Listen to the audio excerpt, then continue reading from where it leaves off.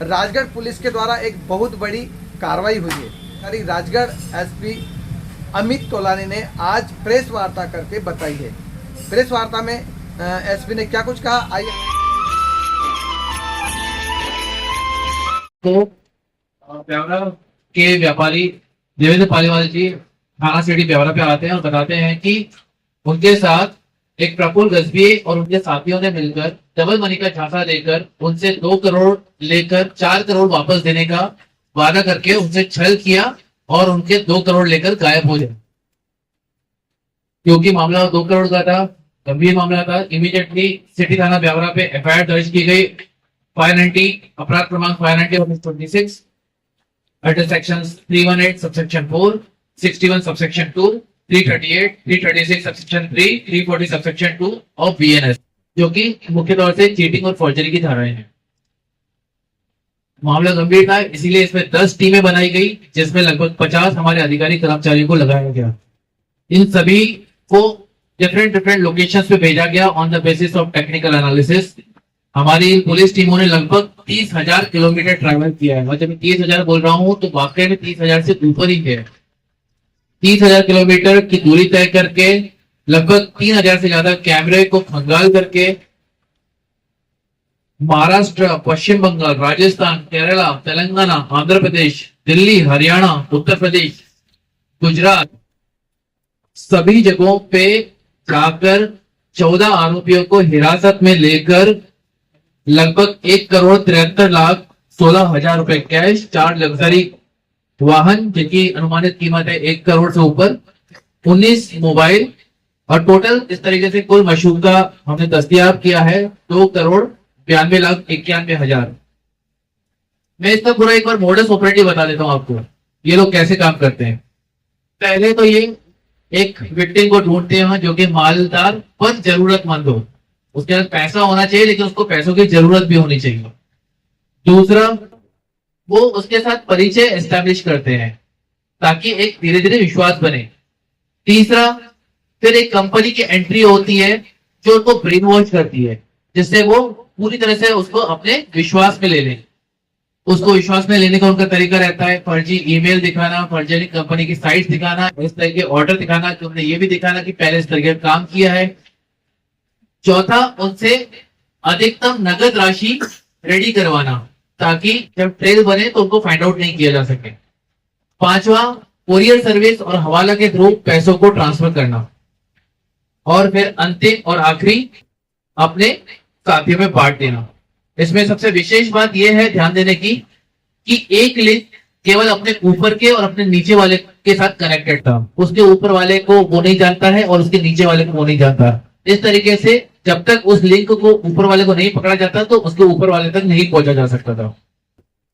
न केवल इतना, ये अपना नाम भी चेंज कर देते हैं। इनके पेट नेम या ट्रेड नेम से इनको पहचानते हैं, उनका असली नेम से नहीं पहचानते हैं। कई जगहों पे तो लिंक ऑफिसर्स ने उनको देखा भी नहीं होता है। इस गिरोह ने इसमें कैसे काम किया?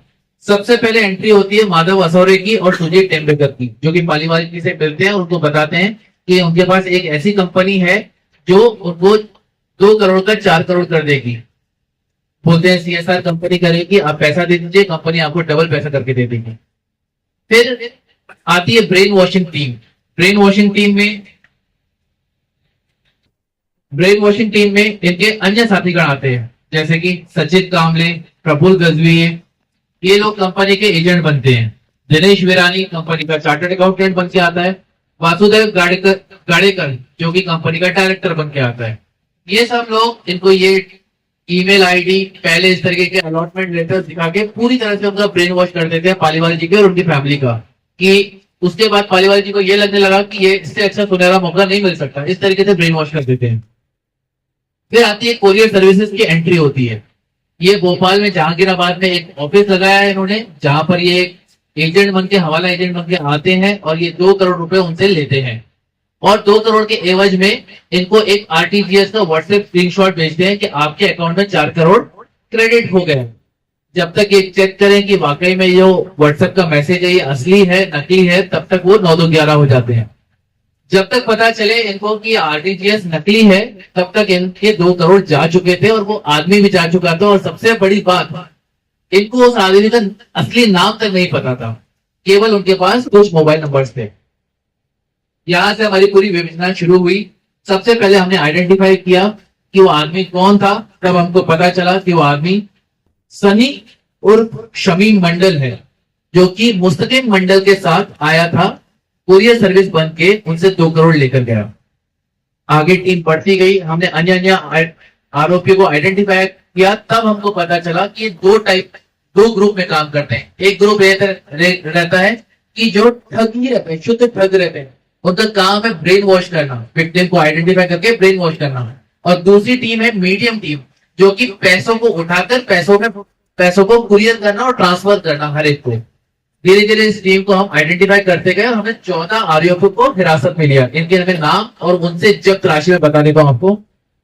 सबसे इंपॉर्टेंट है आरिफ पिता सजोदीन हुसैन। ये मूलतः लातूर का है, लेकिन हाल मुकाम इसका मुंबई का है। इससे हमने जब्त किए हैं 41 लाख, 2 टोयोटा फॉर्च्यूनर और मोबाइल।